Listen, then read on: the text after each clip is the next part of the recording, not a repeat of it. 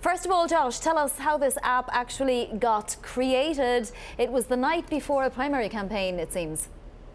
Yeah, a few weeks before the primary campaign, Ocasio-Cortez's campaign volunteers, most of whom were new to politics, realized if they're going to have any chance of winning, they needed to sign up a lot of people who don't traditionally participate in politics. And rather than do it the old-fashioned way of getting a paper list of voter and knocking on a lot of doors and hoping to catch them on home, they built an app that uploaded their voter list and allowed them to kind of go out to bars and subway stations and farmers markets and reach the kind of young people and minority voters who wound up forming Ocasio-Cortez's winning coalition. How had it not been done before? That's a great question.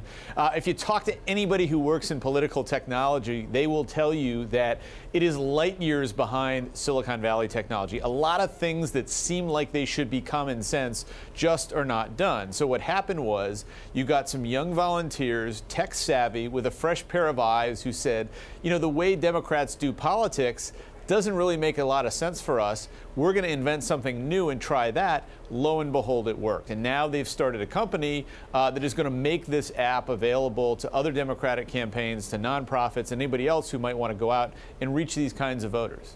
So Jake DeGroot, who's 32, Leo Susan, also around that age, 29, both newcomers to politics. Jake is a theatrical lighting director and Susan is a digital marketing specialist. They have now disrupted politics as we know it.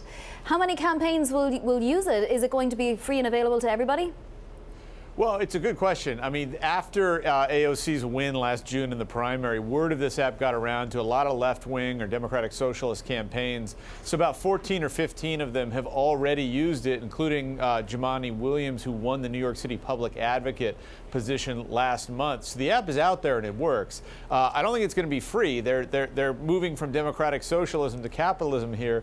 They're starting a business. They're putting out a shingle, and they're looking to, you know, latch on with similarly minded campaigns, meaning not necessarily socialist, but they're looking to work with Democrats who want to draw in the grassroots, who are willing to forego corporate PAC money. And there's really a lot of energy in the Democratic grassroots for that kind of approach right now. So it'll be interesting to see who they wind up working for. One bit of news I broke in the story is that Ocasio-Cortez herself approached the DCCC to recommend this app, and also 5 of the 20-something Democratic presidential campaigns have reached out. They are interested too.